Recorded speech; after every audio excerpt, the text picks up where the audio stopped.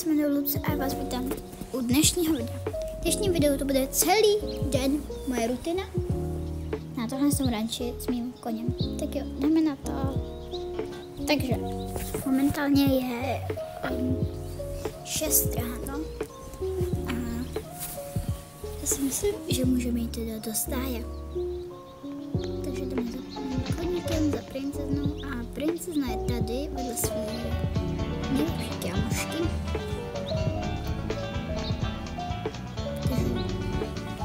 Princezna vypadá teda hodně unaveně po večeru.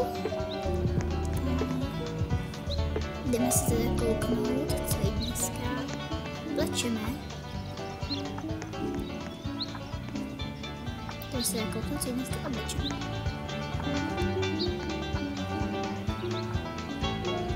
Takže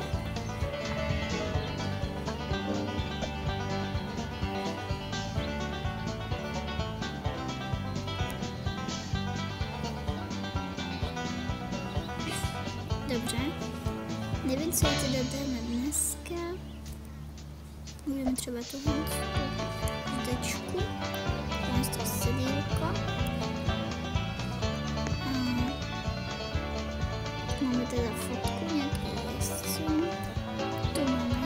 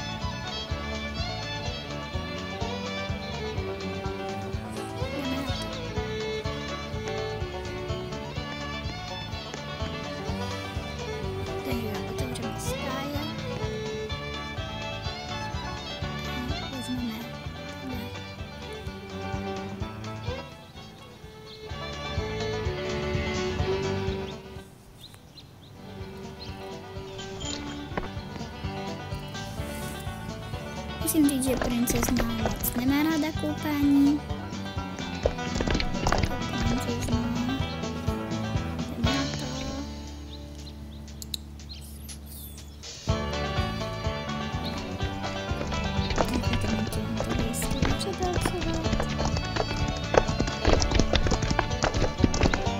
Musíme slyšet, že všechno do mě nejezdí.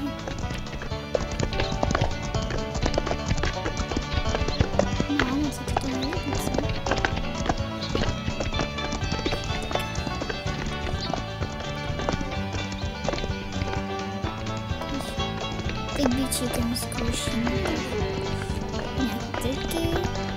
No hodně. Vezmeme.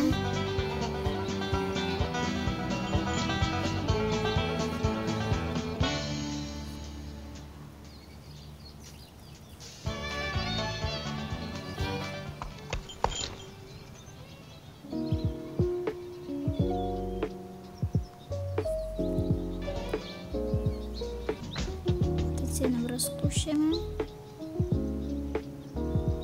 a rozcváláme. Tak jo, jdeme na to. Princezna teda skákání moc nemá ráda, spíš má radši drezoru nebo procházky. Jenže Dutchmanblood je na vše tento kříženec s Dutchmanbloodem a Arabem je prý na všechny věci.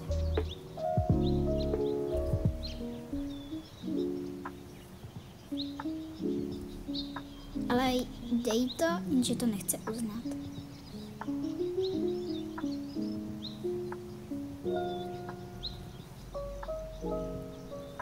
Tak už jenom zpomalíme a rozkrokujeme se po aréně.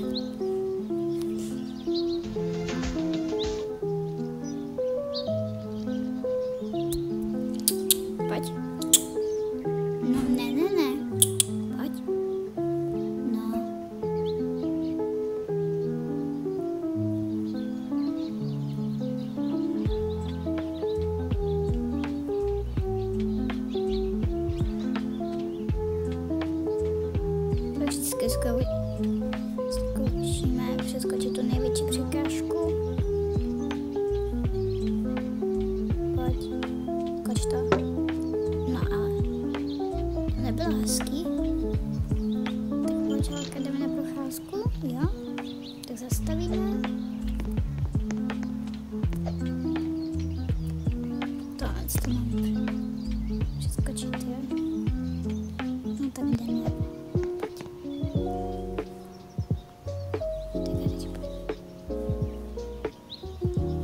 jsme zpátky na tom naše ranči. Princezna už je unavená.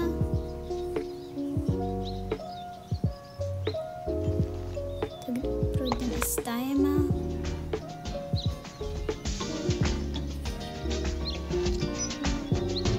Budeme vidět, jak se pohádají. A jdeme semka do boxíku. Neboli na postavení. Princezna už je hodně unavená, tak nakonec procházky se jenom spíná, je takováhle vyšťavená, je trochu špinavá. Tak můžeme jít dál.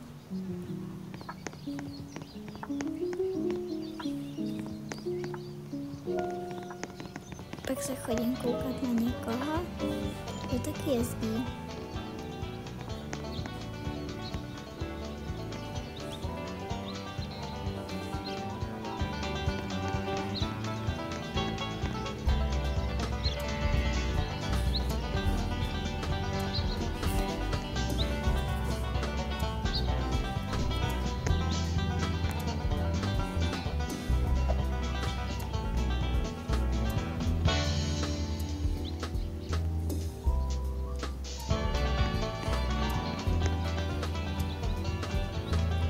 Kdyby se chtěla princezna zpátky do boxu, tak to odemču.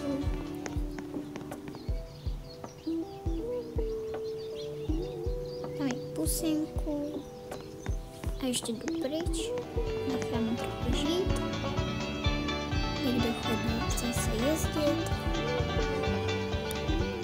A já se jdu koukat. Plus nakupovat.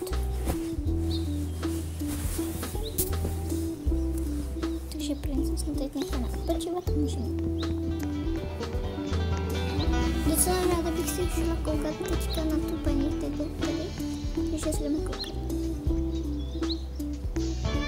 Půjdeme Lily, to tady je taky kámoška s princeznou. Princezna se má velice dobře.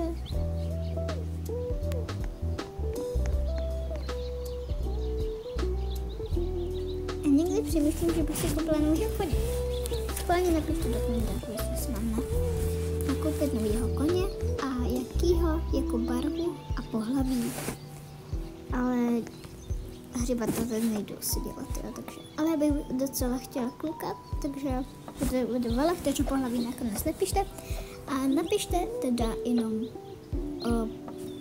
jestli bych si měla koupit novýho koně, nebo ne.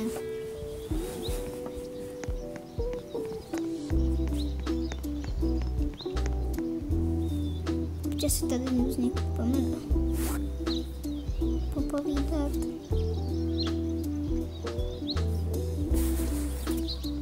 Tak už jdu sledovat ostatní jezdce, jak se jim daří.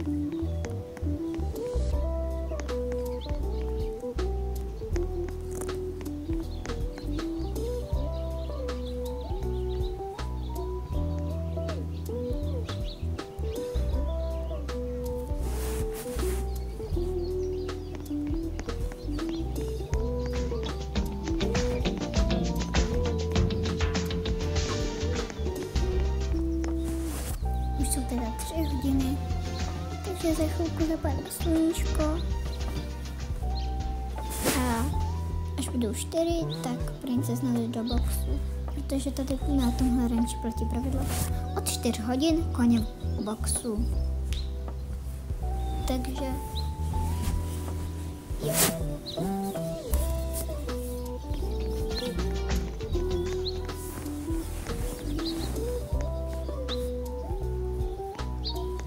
Tak už se jdu jenom koukat na jezdce.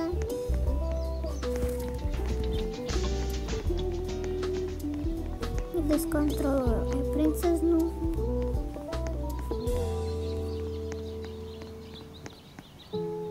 Koukám se, když je podzim, jak se dělají na obzory.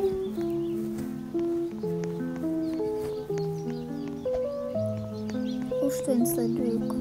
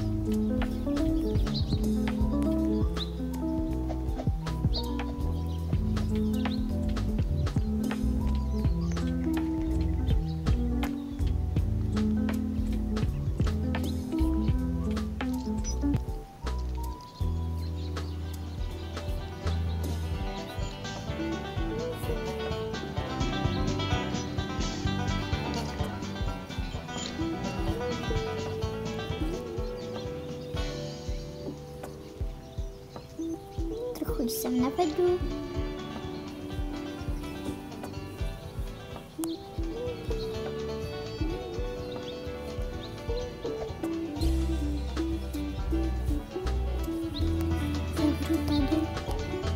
Okýnko, pak pozavírají tady ty, kteří pracují. Princezna mě nikdy nechce pustit pryč, protože mě má moc ráda.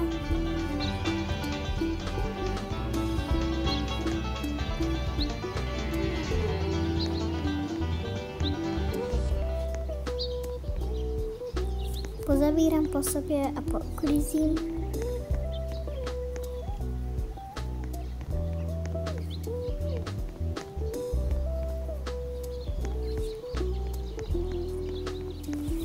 Ale samozřejmě to je, že ještě můžeme jezdit o 4 hodin, ale na postupně už koně být nemohou.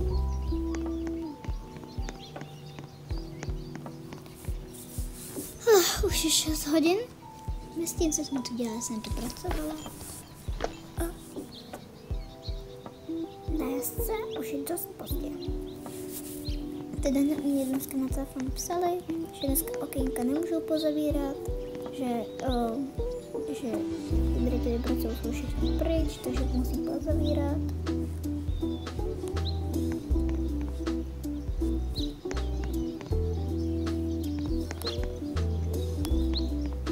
Tak jo, a jdu spát.